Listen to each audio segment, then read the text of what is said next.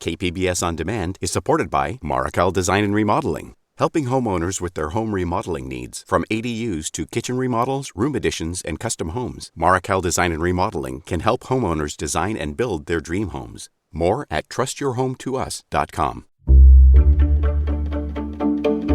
Good morning. I'm Annika Colbert.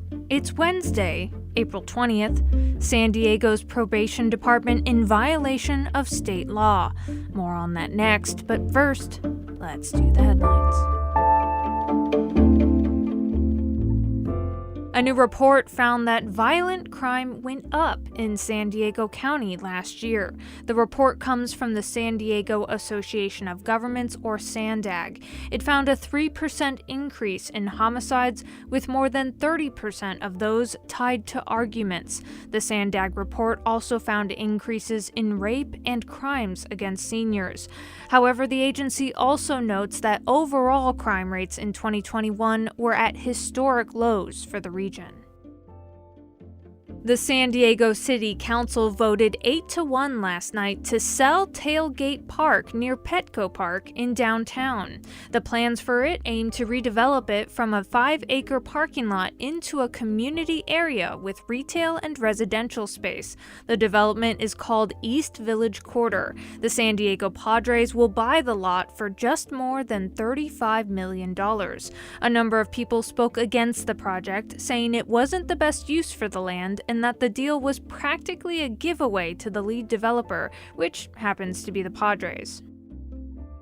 San Diego County Supervisor Nathan Fletcher took a test flight in a new firefighting helicopter on Tuesday.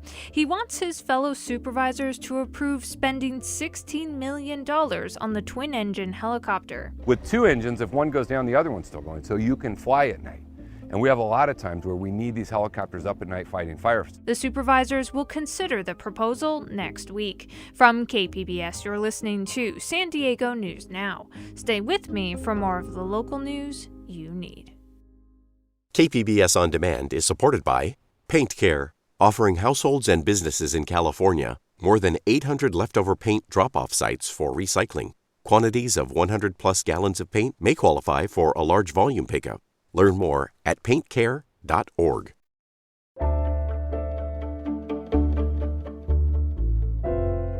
San Diego's probation department has been violating state regulations that protect juvenile defenders. iNewsSource reporter Jill Castellano has the story. Under state law, youth in juvenile detention centers can only be locked in their rooms if they present an immediate danger to themselves or others. But in January, the State Corrections Board found that San Diego probation officers were locking juveniles in their rooms unnecessarily, sometimes for more than 4 hours, without a clear justification. Sandy McBrayer is the CEO of the Children's Initiative. She said that confinement like this can have long-term consequences for children. There is a body of research that has demonstrated room confinement for young people can cause anxiety, stress, and trauma. McBrayer's nonprofit has been working with the county to overhaul its youth detention centers. Equally important is for staff to put strategies in place that limit room confinement and support de-escalation and positive relationship building.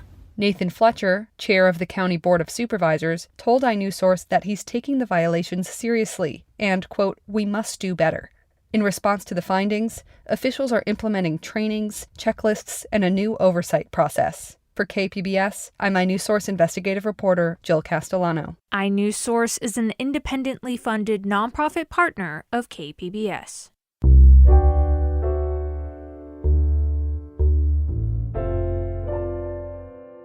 A federal judge in Florida overturned the mask mandate for travelers that was put in place in January of 2021 to prevent the spread of COVID-19. KPBS reporter Kitty Alvarado checked in with our local airport and MTS about what this means for them. It's the day after a federal judge scrapped the mass transit mask mandate. For San Diegan David Morrison, this makes no difference. We still are in a pandemic. I am not going to go riding on the bus, the trolley, public transportation, the airlines, and take my mask off. To be clear, the trolley run by the Metropolitan Transit System still requires masks, but the North County Transit District does not. This shows why the federal ruling is sure to confuse people. It allows every transit system and airline to make their own rules. Masks are also optional at the San Diego International Airport. Airport spokesperson Sabrina Lopiccolo says it's important to call your airline on the place you're visiting before your trip. Whether you're traveling domestically, internationally, there's going to be different rules. Just do your due diligence before you arrive at the airport. Kitty Alvarado, KPBS News. The Biden administration says it'll only appeal the ruling if the CDC thinks it's necessary. In an effort to combat a rise in deaths among San Diego's homeless population, a Chula Vista outreach group is creating a street medicine team to serve the health needs of unhoused South Bay residents. The nonprofit Community Through Hope will soon be providing emergency relief services, wound care, hygiene products, food, and other items to residents of encampments in the region. Bella Martinez is the Community Through Hope program director. She spoke to KPBS Midday Edition host Jade Hindman. Here's that interview. So what inspired you to take part in this effort and to help establish this program? I think for our entire agency, there was a vast importance of this program to kind of combat the criminalization that we've been seeing for our unsheltered clients, to kind of approach it in a different way, to rebuild trust and to approach things from a medical angle. It helps our clients have self-sufficiency to be able to take care of themselves and to take care of their neighbors. Can you break down what kind of services street medicine can offer? I mean, what does this look like on the person-to-person level? Our agency in itself is a gap services agency. So we help with kind of the things to navigate the system to self-sufficiency. So we do DMV vouchers, we do snack bags, hot meals, we do hygiene kits. And those are the things, dog and cat food, those are the things that we take out with us when we go on outreach to see our clients. But what's even more exciting is that now we will be going out with a nurse from a public health nurse from the County of San Diego.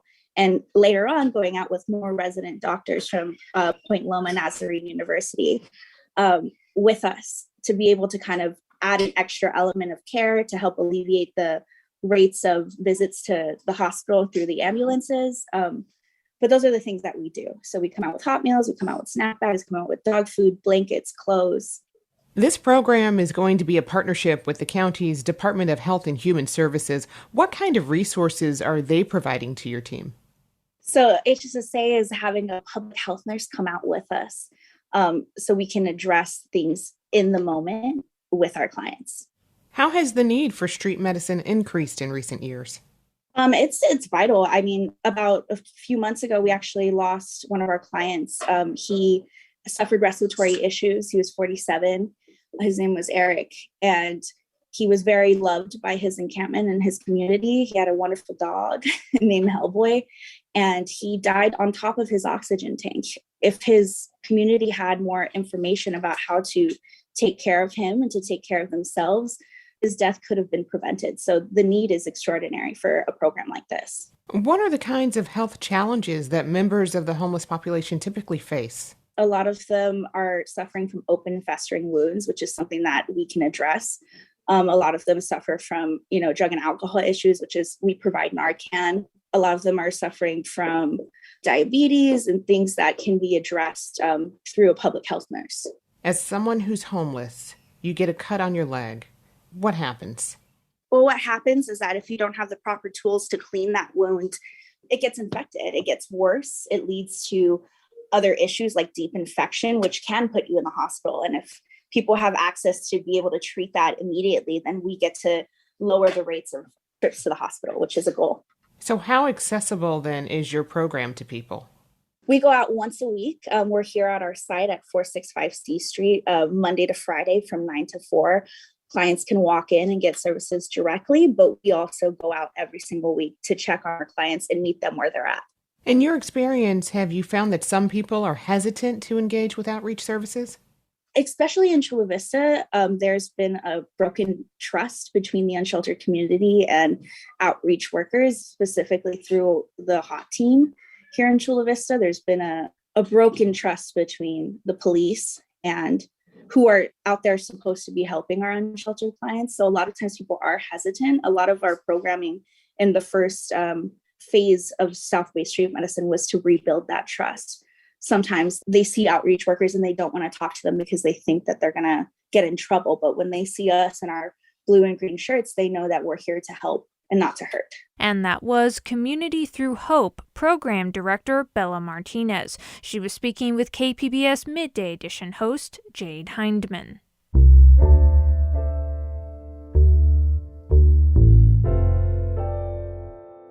Land where an abandoned factory used to stand in southeastern San Diego is now being looked at as a model for community-based redevelopment. KPBS Speak City Heights reporter Jacob Ayer has more. The decades-long redevelopment of Southeast San Diego's Market Creek Plaza is being touted as the first project in the U.S. to be designed, built, and partly owned by neighborhood residents. The Urban Land Institute hosted a walking tour and a panel at the site Tuesday. According to Rise San Diego President Tony Young, one issue that came up is how to address the future of housing in the neighborhood. How do we find a balance to build product that they can afford without creating just a whole bunch of low-income housing that maybe creates some more difficult issues for us? The nonprofit Jacobs Center for Neighborhood Innovation says the long-term goal of the redevelopment project is to create economic opportunity without displacing locals or fueling inequities. Jacob Ayer, KPBS News. Coming up, La Jolla Playhouse's Without Walls or WOW Festival inspires artists with an invitation to reimagine what theater can be, and it returns starting tomorrow. We'll have that and more just after the break.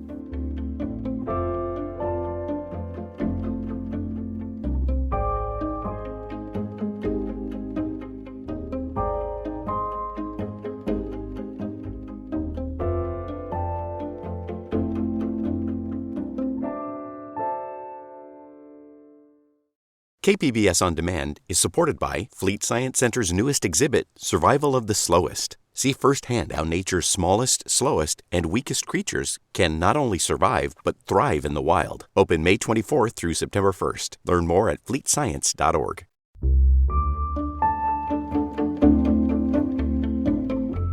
More than half of California voters would be willing to pay more for items that didn't contain single-use plastics. That's according to a new poll. Those voters will have an opportunity to vote on exactly that in November, with a ballot measure that would require all single-use plastics in the state to be recyclable. But as KCRW's Daryl Satzman reports, business and trade groups are expected to put up a big fight. The poll by the environmental group Oceana reveals more than 90% of California voters are concerned by the damage wrought by plastic pollution, and almost as many support government policies to reduce single-use plastics, which make up most of the plastic pollution that finds its way into the ocean.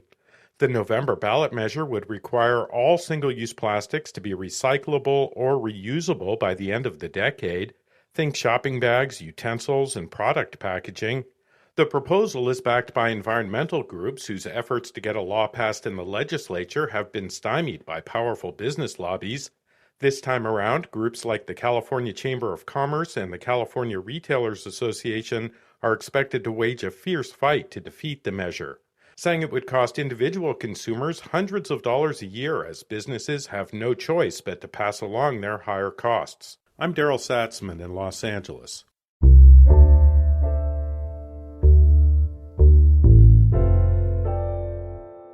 La Jolla Playhouse returns to a live, in-person, Without Walls or WOW Festival starting tomorrow. WOW offers interactive and site-inspired theater from local, national, and international performers. The Playhouse describes the festival as, quote, an invitation to reimagine what theater can be through intriguing and playful experiences. KPBS arts reporter Beth Accomando spoke with some of the artists for a preview of the event. Sometimes the most liberating thing for artists is to put constraints on them. I am inside of the box, which is my set. This is a 2 by 3 by 3 little box, and this is where I do the entire 90-minute show. Dominique Salerno put constraints on herself in order to create a tiny, site-specific stage that she could take with her anywhere. Like, I wanted to defy limitations by throwing them right into my creative space. So for me, playing around in this little space has been just a godsend for my creativity and my imagination. Salerno will be presenting the aptly titled The Box Show at this year's Without Walls or WOW Festival. It's hard to pin down exactly what the show is about. I would say the show is about imagination, exploration, and joy, and really pushing yourself to see the dark and the light that can come out of real creativity. Creativity loves constraints. That's Bridget Roundtree of Animal Cracker Conspiracy. When you don't have everything at your fingertips, there becomes a certain necessity to use what's readily available, or in the case of site-responsive work, to have the ability to respond and think on your feet and creatively solve problems, which I feel like is absolutely part of any artistic process. Animal Cracker Conspiracy had to respond to the daunting demands of a wide-open outdoor space, says Roundtree's co-conspirator Ian Gunn. We love site-specific theater. Just having that attitude of the show must fit in the space somehow is great. For its transmythical show at WOW, Animal Cracker Conspiracy needed something big to stand out at Liberty Station. We're going to have stilt puppeteers on 4 legs. So they're going to be 4-legged animals, winged, with hybrid animal heads and horns, hooves, tails, and they'll be in the mix. There will also be a couple of giant undersea creatures 12 feet tall and carried by a single performer on a backpack, which I think has the ultimate wow factor, just because you can see it from so far away, and you don't see it every day. The show will be a procession, says Gunn. Through sound and movement, we're going to invite the audience to join us for a short walk and a celebratory moment. By calling it transmythical, the idea is that we're going to draw a bridge across as many mythologies as possible and try to create something new. Creating something new is also at the heart of the Frontera Project, an interactive bilingual experience performed by Mexican and U.S. artists. It engages the audience in a conversation about life on the border. Jesus Quintero says WOW offers a new and different way of presenting theater. Traditional rules of conduct no longer apply. There's no chance for sit down and relax and be hoping that there will be a curtain or that a light that will protect you and or direct the sight of the viewer of the audience. Ramon Verduga adds that the Frontera Project also asks the audience to engage with the play in new ways. When the audience come to the stage, the audience participate right in the floor of the stage, and they complete the experience. I think it's just very important because the audience is an important part of the show. And the audience can also complete the experience by coming with both an open mind and the imagination to fill in the blanks, says Salerno. I think festivals like these are really freeing because it reminds us that theater can be anywhere, anything, with any people gathering in a room or in a space or in a field. Or in a box that allows you to challenge expectations by bringing your own walls to wow an audience at La Jolla Playhouse's Without Walls Festival. Beth Accomando, KPBS News. La Jolla Playhouse's Without Walls or WOW Festival runs Thursday through Sunday at Arts District Liberty Station. And that's it for the podcast today. As always, you can find more San Diego news online at kpbs.org. I'm Annika Colbert. Thanks for listening and have a great day.